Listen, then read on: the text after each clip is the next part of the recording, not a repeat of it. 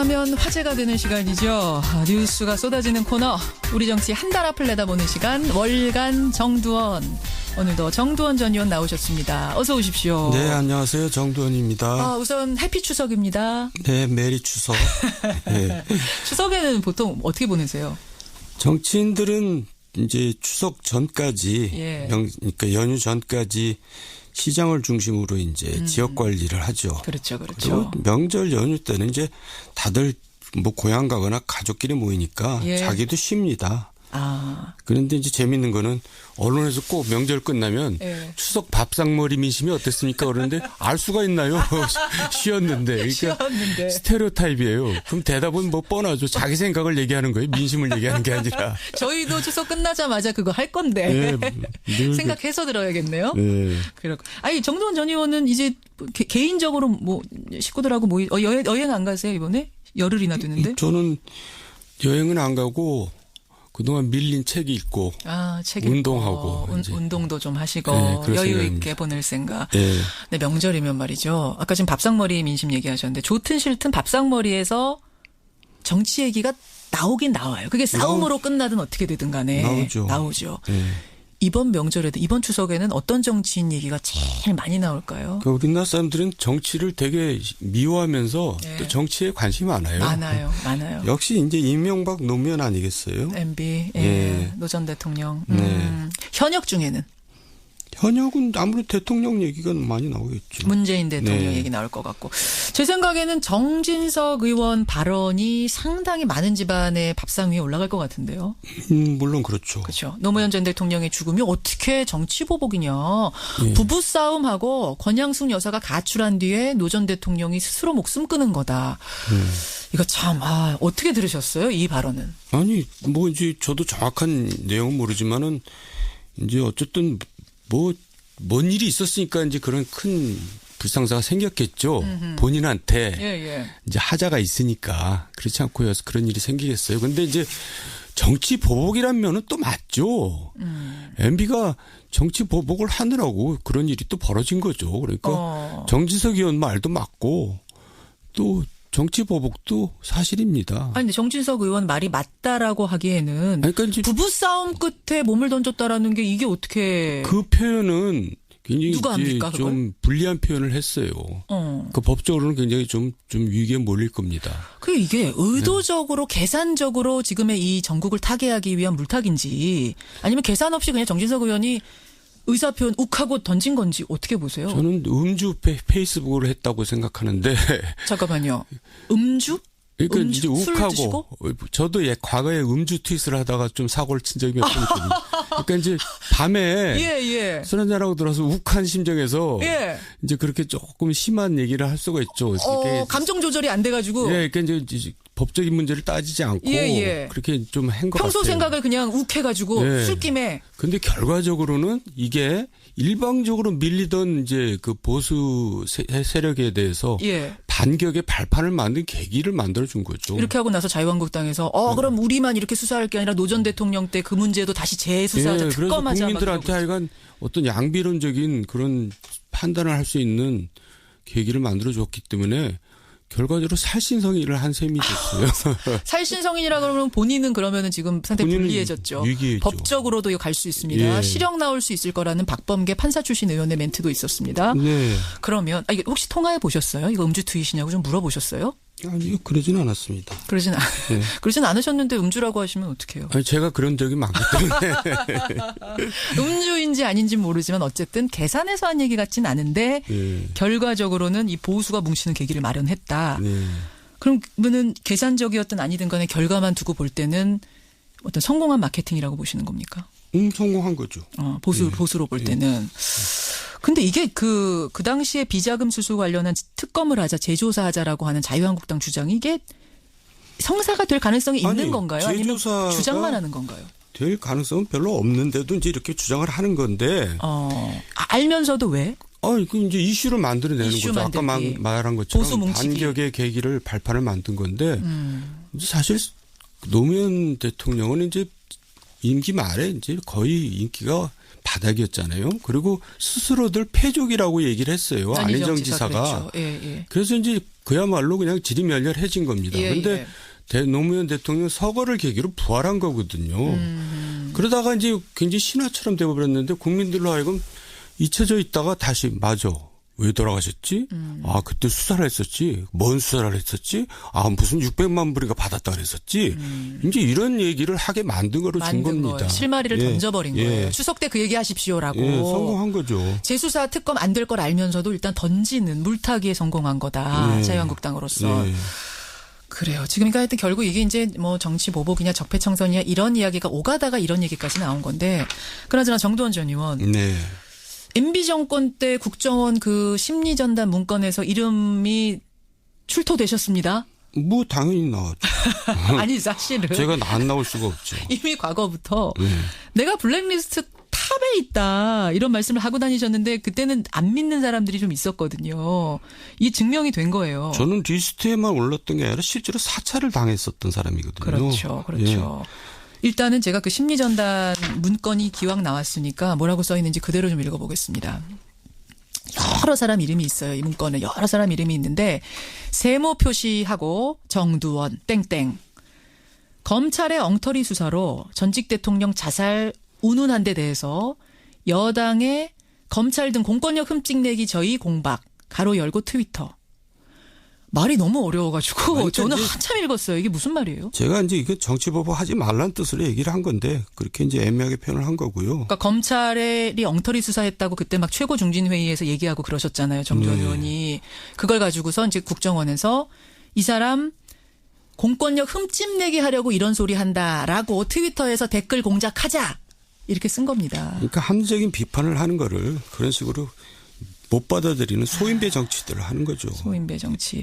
사찰은 뭐 당하셨어요 그때? 저는 이제 저 뭐 개인 뭐 음식점 술집 다 뒤지고 또 미행하고 이제 그러다가 안 되니까 뭐 저에 대한 여러 가지를 이제 음해를 해가지고 그걸 가지고 이제 소위 찌라시 시장에 국정원이 개입합니다. 그게 이제 안 나오는데 그것도 나올 겁니다. 찌라시 시장이요? 예, 그러니까 증권 시장을 나를 중심으로 이제 시중에 뭐 이렇게 뭐 소문을 퍼뜨려요. 찌라시라고 이제 허위 사실이 대부분인데 그걸 퍼뜨리잖아요. 그 카톡 같은 거 요즘은 이제 카톡이 있으니까 거기로 막 날아와요. 받은 글 정보 보고 그런 거를 이제 엉터리로 만들어내는데 국정원이 이제 여러 기관들하고 모여서 이제 그런 작업들을 합니다.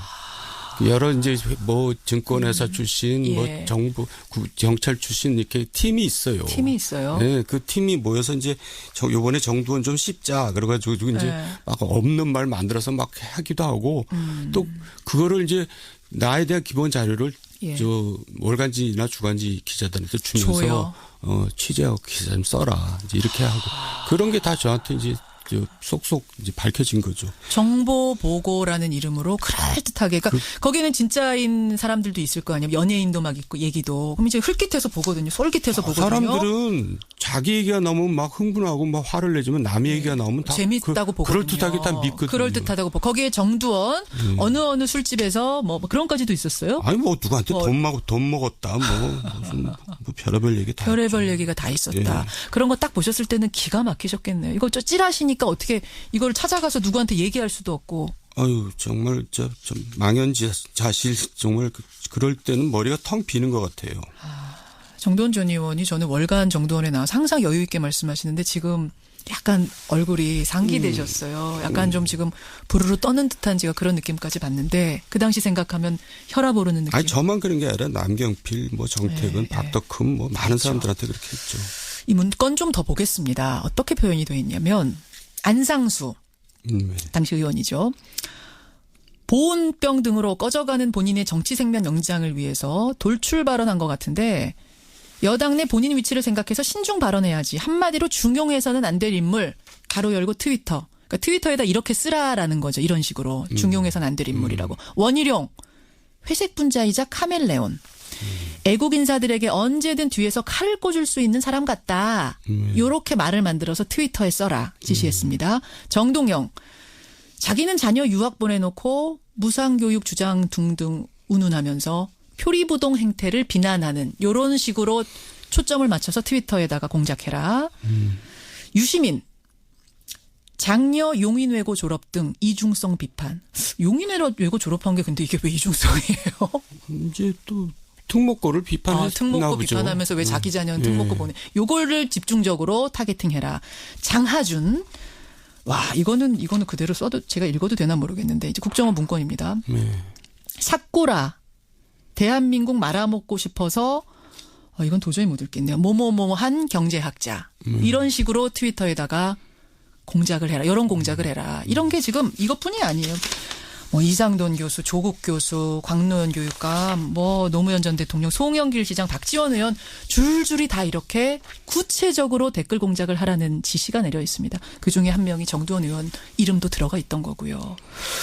근데 국정원이 원래 공작하는 데거든요. 정보기관이 공작하는 데입니다. 우리가 이제 드라마 보면 미국 CIA 이런 데서 공작하잖아요. 그런데 너무나 유치하다 이거죠.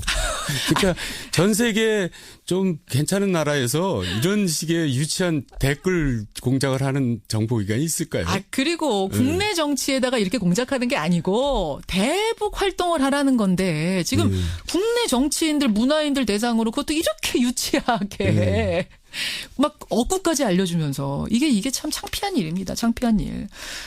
결국 이거를 이제 MB까지 알았느냐 몰랐느냐 이게 좀 초점이거든요. 어떻게 보세요? 구체적인 거는 알았겠어요. 근데 어쨌든 MB도 알고 있었겠죠.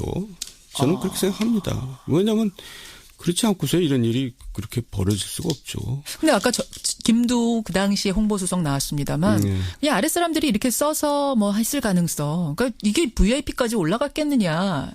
이분은 확인할 수는 없다라고 표현하면서 말씀하시더라고요. 그러니까 원세훈 전 원장 같은 분을 국정원장 시키는 것 자체가 이제 그런 일을 벌릴 수 있는 장을 만들어 준 거죠. 왜요? 왜냐하면 계속 이제 밀렸고 지지율이 떨어지고 밀렸거든요.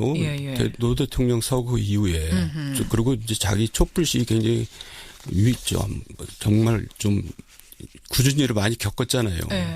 그러니까 이제 뭔가 이게 반격을 해야 되겠다 해가지고 그렇게 좀 단순무식한 원세훈 원장 같은 분을 국정원장을 시키는 자체가. 조심하세요. 이거 들으십니다. 원세훈 국정원장 부인이 들으세요. 이 프로그램. 아니 저희한테 전화 걸려와요. 아니 지금 하고 있는 일들이 단순무식하잖아요.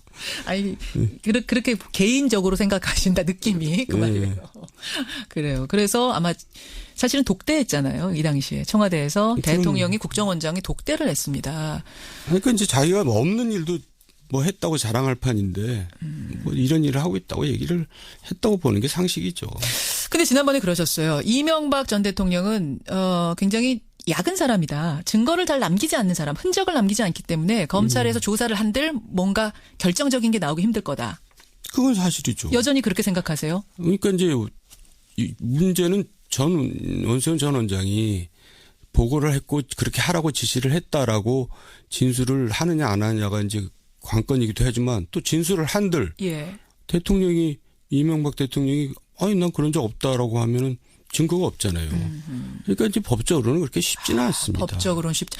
이명박 전 대통령이 만약 소환 조사 받아라 한다면 포토라인에는 쓸까요? 지금 최종 목표가 그거이기 때문에 그걸로 이제 꼭 어떻게든지 밀어붙여서 몰고 가겠죠. 나올까요, 안 나올까요? 안 나올 수가 없죠. 만약에 이제 그렇게 되면은. 안 나올 수가 없는 상황까지 갈 거다. 아니, 있잖아요. 자기가 뭔가 떳떳하지 않다고 또 생각할 수도 있잖아요. 안 나오면 결국 서긴 설 것 같다라는 정두원 전 의원의 예언. 그래요. 이게 참 그렇습니다. 오늘 뭐 MB 이야기를 참 오늘 일부부터 많이 하게 되는데 많은 분들이 지금 문자도 보내주고 계십니다. 11950님은 굳이 밝히려 들지 않아도 블랙리스트의 피해자 산증인이 지금 막 이렇게 쏟아져 나오고 있는데 어떻게 조사하지 않을 수 있겠습니까? 이런 말씀. 또 적폐청산에 성역은 없습니다. 정승한님. 적폐청산을 하다 보니까 이명박 정부까지 가는 거지 이명박 전 대통령을 타겟으로 한다는 건 좀 억지 같다. 반면에 6948님은 이건 좀 한풀이 정치보복 같다. 이분은 또 그런 생각 드신대요. 정치보복이 아니라면 전 정부도 해야 맞다라고 이분은 보신답니다. 이런 의견도 들어오네요. 근데요. 정부 수립 이후에 우리나라 정부 중에서 정치보복 안 한 정부가 없어요. 모든 정부가 다 그랬어요. 지금 시간상 그거 제가 구체적인 걸 얘기 안 하지만 얘기를 쭉 하면 사람들이 다 납득할 겁니다. 아까 김두 수석은 뭐라 그랬죠? 아까 정치보복. 그분도 똑같은 얘기죠. MB 정치보복 했죠. 박근혜 때도 정치보고 했습니다. MB를 잡으려고 사자방 수사했고요. 아하. 노무현 때도 대선 자금 수사해가지고 이회창 측근들 다 잡아놓았어요. 아하. 김대중 때는 언론사 사장들 세무조사했고 다 잡아놓고 그때도 뭐 정치자금 조사 많이 했죠. 김영삼 때 역사 발효 수행한다면서 전 대통령 2명 다 잡아놨잖아요. 노태우 대통령 때는 또 어떻게 했어요? 전두환 대통령 백담서 보냈잖아요. 전두환 대통령 때는 김대중 사형 선고 내리고 또 사회정화위원회 만들어서 난리 피우고 그래요. 언제나 그랬어요. 늘 있었던 일입니다. 중요한 건 이게 정치 보복 없는 걸 트집 잡아서 하는 것이냐 아니면 정말 있는 것 명백한 범죄 사실을 가지고 이야기하는 것이냐 그 차원이 그게 다른 거잖아요. 늘 그렇다고 하면서 이거는 정치 보복이다 아니다 하면서도 일을 벌렸어요.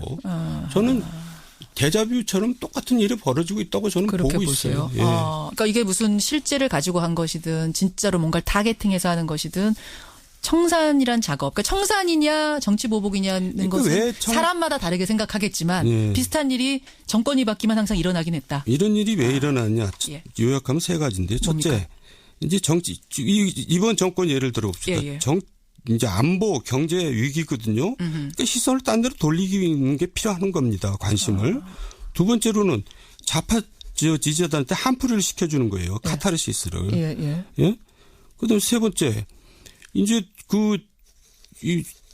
완전히 이제 야당을 말살시켜가지고 뭐 각종 지방선거 뭐 이런 때 이제 압승을 거두기 위해서 이런 걸 하는 겁니다. 그런 것도 깔려 있을 것이다. 그걸 모든 정부들이 다 그렇게 했어요. 그러니까 보수가 잡으면 이제 또 진보를 어떤 보수에게 카타르시스 주기 위해서. 근데 이제 정확히 해야 될 것은 그렇다고 없는 걸 만들어서 하면 이거는 치졸한 정치 보복이 되는 거고 나와 있는 범죄 사실을 갖고 수사하는 건 이건 뭐라고 할 수는 없잖아요. 물론입니다. 그렇죠. 할 건 해야 되죠. 사찰 명단에 정두환 의원 있으면 이거 수사해야 되는 거 아닙니까? 근데 정치 보복이 아니다라고 얘기하는 게 좀 웃긴다는 그게 좀 거죠. 그렇다. 알겠습니다. 이거는 뭐 여러분의 의견에 맡기기로 하고 지금 시간이 1분 남았는데 하나만 더 여쭐게요. 정두원 전 의원. 조금 전에 바른정당 얘기했거든요. 의원총회 지금 2분 전에 시작했습니다. 바른정당. 어떻게 될까요? 아니 이미 깨졌어요. 그 결과 볼 필요도 없어요. 이미 깨졌어요? 예, 그럼요. 같이 못 가요 거기? 예, 바른정당 깨져서 일본 이제 저쪽으로 가고 유승민 일파가 남아있겠죠. 아까 김영우 의원은 개별적으로 탈당해서 자유한국당 가진 않을 거다라고 하셨는데. 결국 개별적으로 가는 거나 말고 무슨 차이가 있겠어요. 집단으로 가나. 어쨌든 당대당 통합은 아니죠. 아니라고 보세요. 아까 하겠다고 그랬는데 안 될 거라고 보세요.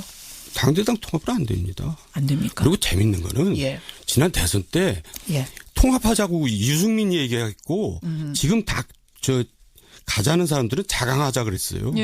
그러다가 또 이제 거꾸로 뒤집어져가지고 유승민이 자강하자라고 지금 자강하자는 또 가자고 그러고 있고 그러니까 국민들이 신뢰를 못하는 겁니다. 이 사람들이. 저런 사람들이 무슨 개혁이야. 그러는 겁니다. 그렇게 되는. 그 분석을 또 듣고 보니까 그러네요. 그 의원총회 결과는 잠시 후에 나오면 제가 소개를 해드리도록 하고. 정두원 전 의원, 시간이 오늘은 이 얘기하다 다 끝나버렸네요. 추석 잘 보내시고요. 힐링 많이 하시고. 김현정 씨도. 저도요. 한 분이 질문 주셨는데 정두원 전 의원은 이 사찰 문건 대해서 고소 안 하십니까? 저는 다 용서했어요. 그리고 뭘 용서를? 이런 문제에 대해서 이제 용서하는 것이 더 폼나고 멋있는 거 아니에요? 폼나고 멋있으시고 싶으셔가지고. 물론 이제 잘못은 가려내긴 해야지만 저는 이미 다 덮고 용서했어요. 용서하셨어요. 알겠습니다. 여기까지 말씀 듣죠. 고맙습니다. 감사합니다. 월간 정두원이었습니다.